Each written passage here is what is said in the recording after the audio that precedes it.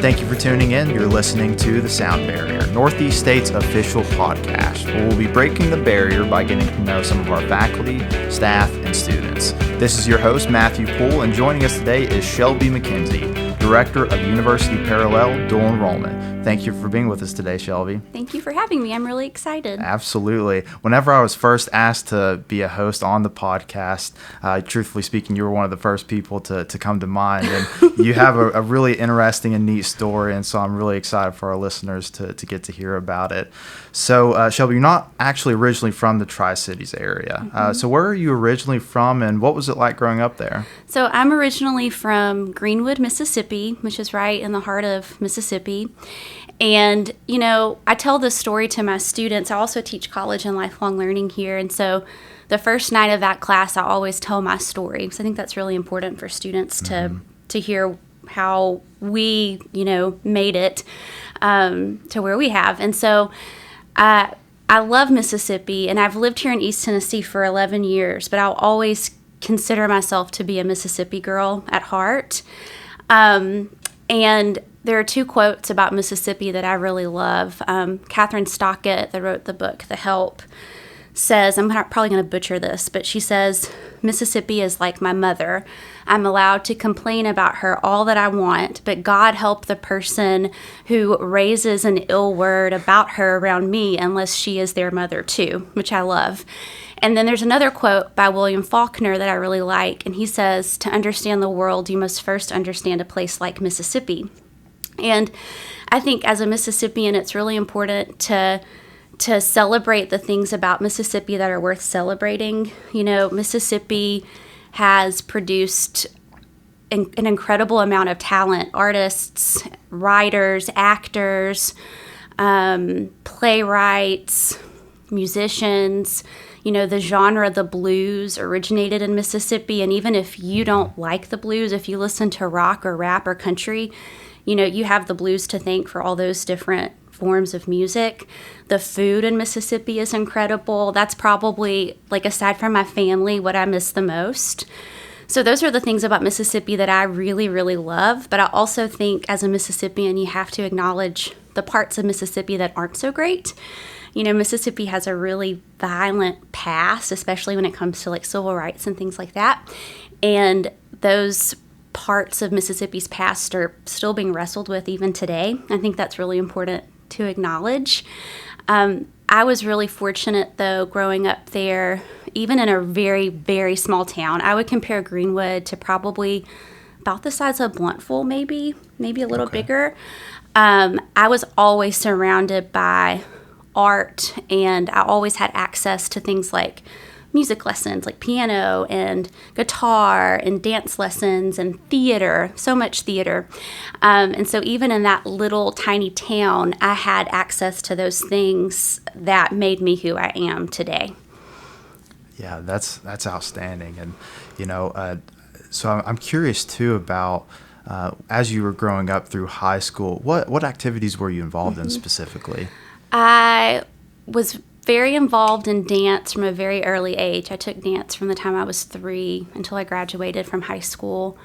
I was in choir. I took piano lessons and guitar lessons. And then when I was in about the 6th grade, I started doing school plays. And then when I was in high school, basically when I was old enough to start driving myself, I started being involved in the community theater there, which was so cool as a 15-year-old to get to act with, the grown-ups. And so as a 15-year-old, I was doing plays with, 30-year-olds. I was in Still Magnolias. As a sophomore in high school, I was in musicals. And it was just so much fun. I mean, I had access to all of those things, but I was unique in having those interests. There weren't a lot of other teenagers in Little Greenwood that were interested in those sorts of things, but I just ate it up. I loved it. That's awesome. Understandable, too. So, and that really ultimately, did that not lead to how you chose attending the Southern Miss? Yeah. Okay, fantastic. Yeah. So when I was a sophomore in high school, this is a really pivotal moment for me, so I remember it very well. I was in J.C. Penney in Greenwood, one of the few places you can shop. And I ran into my middle school chorus teacher. She moved away and came back for the weekend. And we ran into each other, and she said, you're a sophomore now. What are you thinking about college? Where are you going to go to school? And sort of as a backstory, I guess, I am a first-generation college student, like a lot of our students here. And, I knew that I wanted to go to college, and that was definitely impressed upon me by my parents, that you will go to college. That is part of your journey. You will go to college. But I didn't really know what that meant. I obviously knew that meant school, but, we were not the kind of family that spent weekends at college football games. I never spent a lot of time on college campuses growing up. So I didn't really know what that would entail. And a lot of what I knew about college really came from pop culture, like watching shows like the Gilmore Girls or old school Beverly Hills 90210 or Saved by the Bell. They go to college for a little while. And of course, those characters in the TV shows do not spend a ton of time in the classroom. So maybe those weren't the best examples, but that was really all that I knew.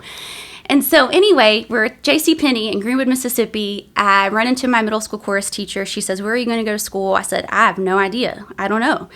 And she said, "What are you interested in?" And I said, "I love theater. I love it so much." And she said, "Okay, well, if you are going to stay in the state of Mississippi for college, you have to go to the University of Southern Mississippi if you want to major in theater." And I said, "Okay." And so from that moment on, when anyone asked me, "Where are you going to go to school when you graduate?" I said, "Southern Miss." Now, I had never set foot on campus. I knew where it was because you pass it as you go down to the Gulf Coast, as you go to the beach. But I didn't know a thing about Southern Miss. But from then on, that was my college of choice. And as a junior, at that point, you can start sending off your ACT scores to various colleges. And I think must have done that because I started receiving correspondence from Southern Miss and was invited as a senior, I think, to attend an honors preview day or something like that on campus, and went. That was the first time I'd ever been on that campus, and I loved it. It was a big campus, but it felt at home. I felt at home, and it was very comfortable. And I ended up applying for a scholarship there called the Lucky Day Scholarship, which is for students that have a demonstrated background in community service, which on top of all the other activities I did in high school, I was very involved in my community. And so I got that scholarship, and that really cemented that path for me that I was going to go to Southern Miss and major in theater. Awesome. Mm-hmm. Awesome. So grew up in Greenwood, Mississippi, went through high school, ended up going through to the University of Southern Miss, heavily involved in theater. So how did you come to the Tri-Cities area, and what specifically brought you to Northeast State? Well, we have to go back to Southern Miss a little bit. Okay. So while I was at Southern Miss, I was very fortunate to be involved in the theater program. And at first, I wasn't sure if it was the right fit for me. I'm naturally very introverted, which people don't believe because I have to do so much public speaking in my job.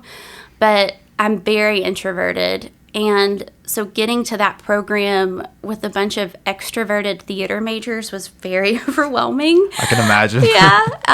But I felt really fortunate. By the end of the first semester, I definitely made a group of friends, and I started being cast in plays, and that experience was just invaluable. I think the things that people appreciate about me as a dual enrollment staff member, that I'm able to manage my time well, that I can present to various groups of people, that I have a lot of empathy. Those types of skills were developed as a theater major. And so I can't say enough good things about that background that I have. And so my ultimate goal, though, while I was there, was to be a theater teacher, like a high school theater teacher. And if I'd stayed in the state of Mississippi, that's probably what I would be doing right now. At the time, it was fairly easy. If you had the degree, you could take an extra class over the summer that would prepare you to sit for the state teaching exam, I guess. And if you passed it, you had the credential to teach. And that was for certain subject areas. So that was my plan. And anyway, life happened, and I met a boy named Brad McKenzie, whose name might be familiar to some of you. And I met him as a junior. We started dating. Fell in love, and then as a senior, he was a grad student, I have to say that. He was a grad student in the theater program, in the lighting and sound program. And we were finishing up school at the same time, and he loved his time in Mississippi, I think, but did not fall in love with Mississippi quite in the same way that I did growing up there. So he did not want to stay in Mississippi, which was fine. And so after graduation, we both got a job in South Boston, Virginia at a theater, and kind of thought that might turn into a full-time gig for him, but it did not. And so after that ended, he came home to the Tri-Cities to visit his parents, and just sort of happened to go and see a play one day here at Northeast State, and was hired on the spot to be the technical director for the show, the Big Fall production that semester. So that was how he got his foot in the door at Northeast State. And I have to say, too, he is a graduate of Northeast State, went to ETSU. So he's definitely a Tri-Cities boy. And so he was up here. I actually went home to Mississippi for a few months and was an extra in the movie The Help that was filmed in Greenwood. And so when that ended, I came up to the Tri-Cities and just started applying for jobs here. And at that point, I knew, being in Tennessee, that trying to become a high school theater teacher here was very different than it would have been in Mississippi. It's more complicated, and it would have required a lot more schooling. Okay. So I kind of left that and decided that I was going to have to go a different path, but I wasn't sure what that would look like. And so I applied for tons of jobs, and you have to remember this was at the height of the economic recession, like 2010, 2011. I didn't know anybody at all here in East Tennessee other than my husband's family. So it's hard. It's hard to move to a new place and start applying for jobs, when you don't know anybody. And so this is now spring 2011, and Northeast State Theater is going to do The Wizard of Oz. And all I'm doing really is applying for jobs and working at a coffee shop, and I decided to audition. And I was cast as Dorothy, which is actually very important to the story. And I had so much fun doing that play and getting to know other people that worked here at Northeast State, getting to know students, getting to know the little children from the community that were the munchkins that eventually became my dual enrollment students. So I had so much fun doing that play.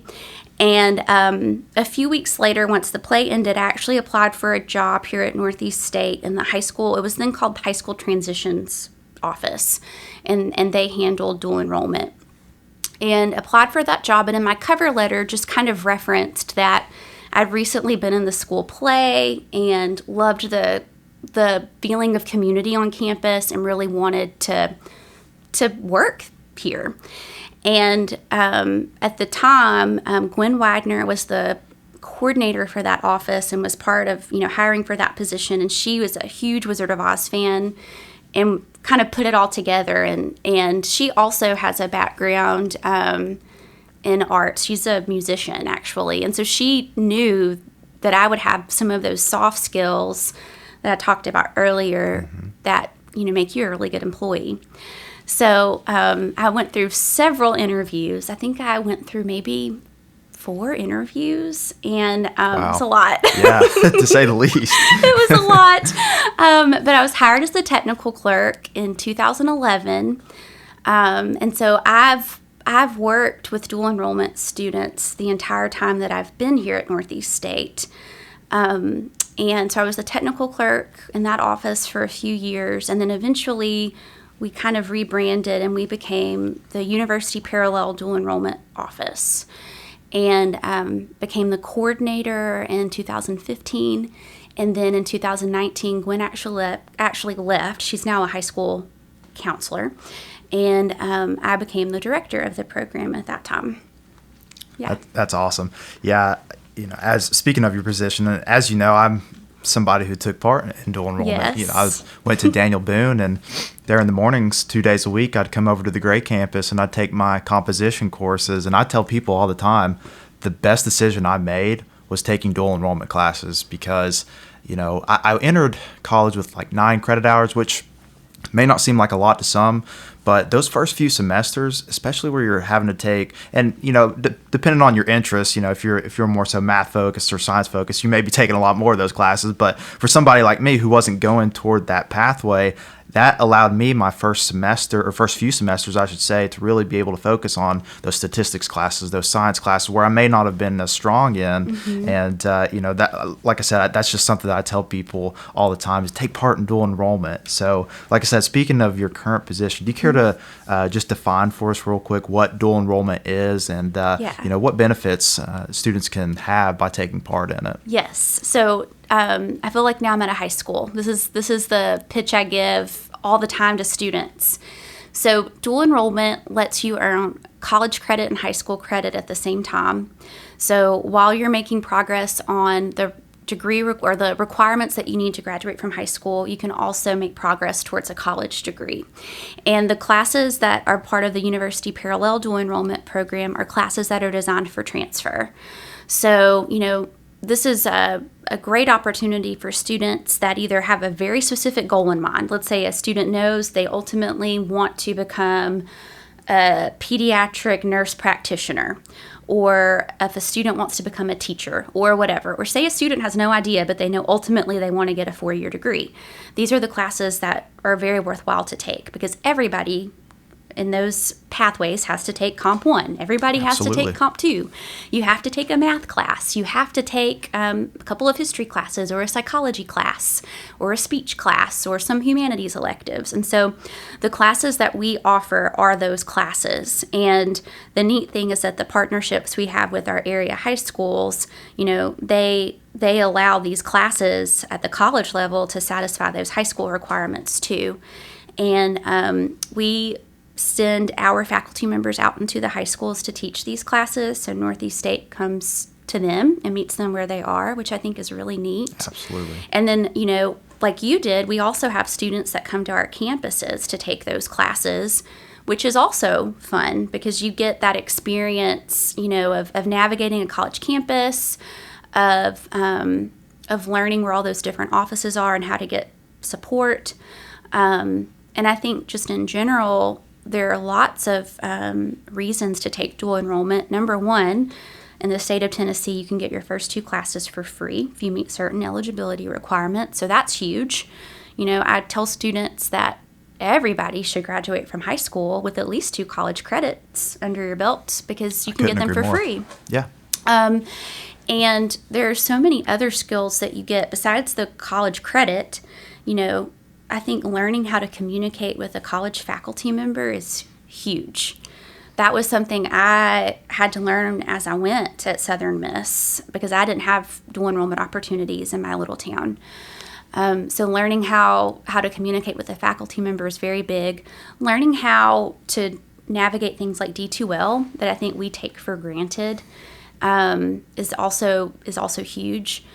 And learning how to navigate the various support services that we offer. I think all of that is just really, really valuable for dual enrollment students. So it's really a full experience. It's not just getting the credit; it's learning how to college, kind of. Really? No, that's exactly it. It's all about the full experience, understanding the dynamics of how college works, understanding D2L, getting those credits taken care of, understanding just in general how to communicate with instructors. Mm-hmm. And I have nothing but great things to say about our dual enrollment program, and I know you play a huge integral part of that. So, but turning the attention back to you, could you tell us about one or maybe a couple of favorite memories or even proud moments from working here at Northeast State? Yes, I have so many. I can think of one big one from a few years ago. I helped a student, her name's Lexi Simpson. she graduated from high school with her associate's degree. So she spent part of, I think, her sophomore year and the last 2 years of high school working towards that associate's degree. She actually walked across our stage before she walked across her high school stage to get her high school diploma, which was really neat. I was so proud of her. And she started at ETSU, I think, as an 18-year-old. She was there as a junior and is now in school to become a nurse practitioner. So wow. I'm so proud of her. Love keeping up with her. I can also think of smaller moments too. You know, when you think about, like we were talking about, students learning how to communicate with faculty. You know, when I meet students for the first time at some of our dual enrollment orientations, they look overwhelmed, they look nervous and scared, and I really try to make, and my coordinator Jackie does as well, we try to make the experience as easy and seamless as possible, because we know what it's like to be on the other side of that. And it's amazing when we see those students again after that first semester of dual enrollment, the confidence that they have. You know, it's incredible to see that growth. And you know that part of it was doing these college classes. You know, it's just really bolstered them up. I've also had students, I had a student a couple of years ago who came in for an advising appointment. This is very specific, but she came in for an advising appointment, so enthusiastic, just so excited, and her enthusiasm was contagious. And we went through the advising appointment, and then at the end she said, you know, I have to tell you something. I said, okay, what's going on? And she said, I have autism. And I said, okay. That, you know, we've got services here for, you know, we're going to make this a great experience for you.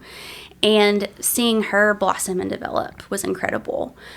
So those are the things I'm proudest of, is seeing those little moments that not everybody else gets to see of that student development and growth. That's just so exciting. And I also have to say, from the last year working in a pandemic, I think it's been really hard for all of us. And I'm so proud of our, we're really just a 2-member team in dual enrollment, myself and Jackie Rasnick.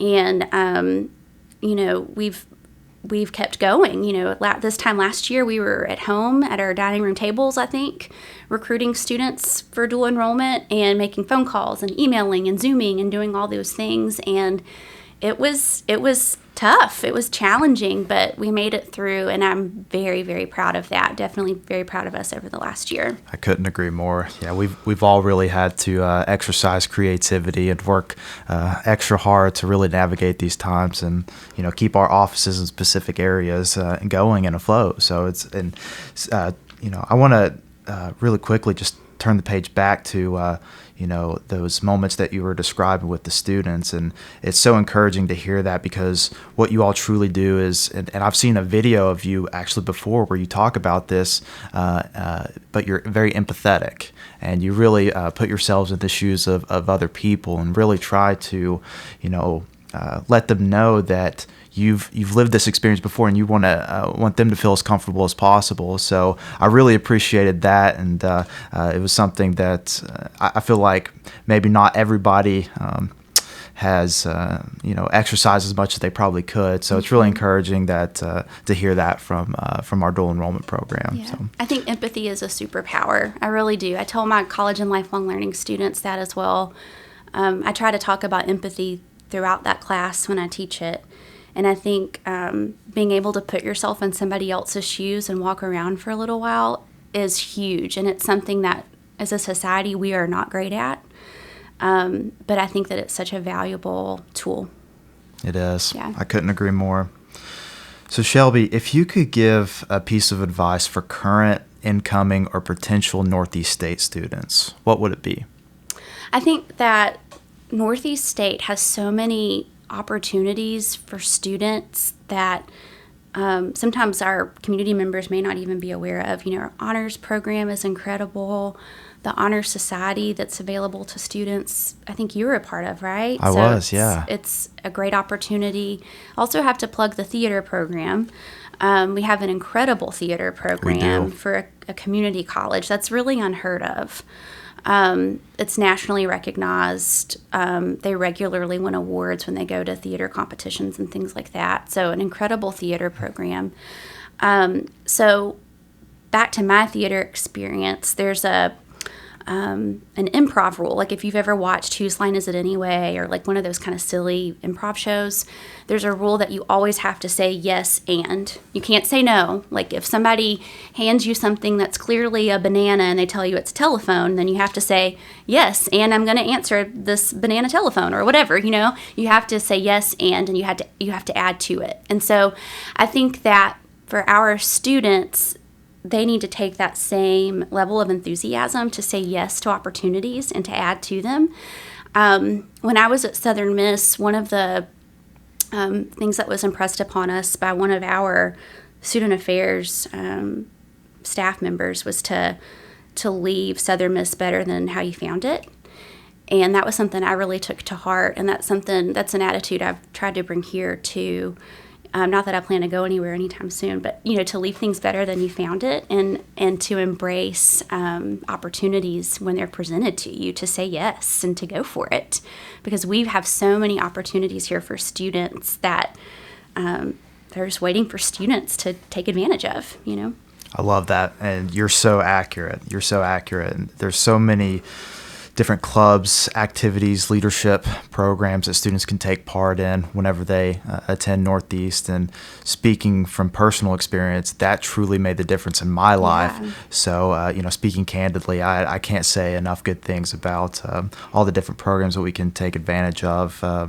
And it truly, like I said, just made the difference for me. So to finish us up, Shelby, I want to ask you a little bit of a random bonus question. But you mentioned previously that you were involved in the movie The Help as an extra. So can you tell us what it was like to be an extra? Yes. So when I was in South Boston, Virginia, I knew that they were filming The Help.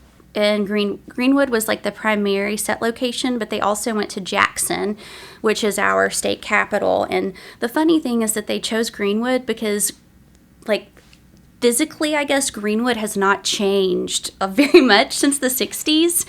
I think it's a beautiful town, but, you know, it hasn't changed a whole lot, the architecture and things like that. And so I was in South Boston, Virginia. My mom at this job at a theater, and my mom called me one day and she said, "Hey, I just want you to know they need extras for The Help. They need women with long hair." And at the time, my hair was super, super long. And I said, "Mom, I do not have time." You know, I was way too cool. I didn't really understand the scope of how big this movie was. I hadn't read the book yet. And I said, "Whatever, Mom, you know, I'm way too cool for this." And so anyway, a few weeks later, the production company called me and said that they needed me on set, I don't know, for several weeks, I think. And so then I got excited. Then it was really neat. And so I went home and was fitted for costumes and got to wear these really cool 60s dresses. So if any of you that are listening have ever seen the movie The Help, I'm in a couple of scenes, and I will be honest, like, if you blink, you will miss me. But there is a scene, a very pivotal scene that involves a Christmas ball, and a character in the movie is overserved. And anyway, I'm sitting at the table with Jessica Chastain, who plays that character. I'm sitting next to her husband. I met Jessica Chastain, who's since went on to be nominated for Oscar several times, and she is so, so sweet, so lovely, was so gracious, because you have to understand, like, the Hollywood folks, the production company, the actors, they were treated like royalty while they were in Greenwood. It was hilarious.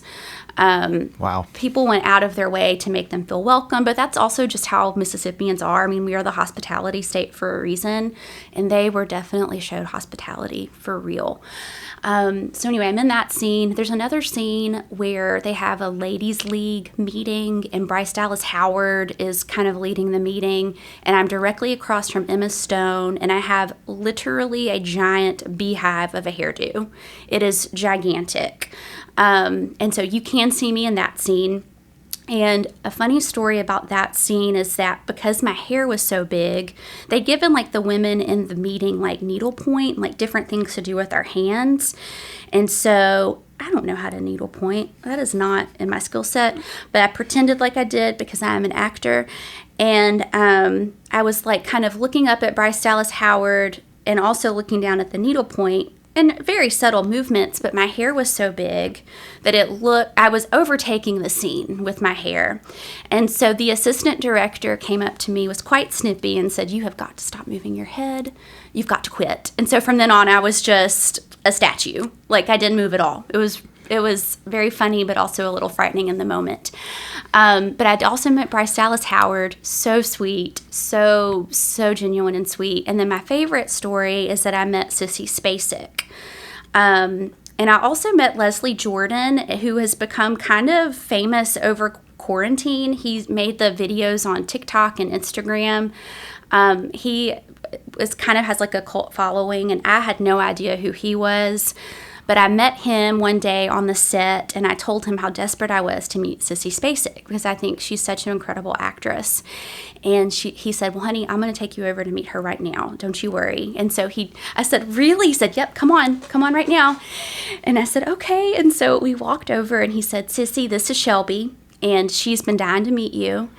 And she said, "Oh, Shelby, you are just so beautiful. You look just like my daughters. I could claim you as my own." And I am speechless.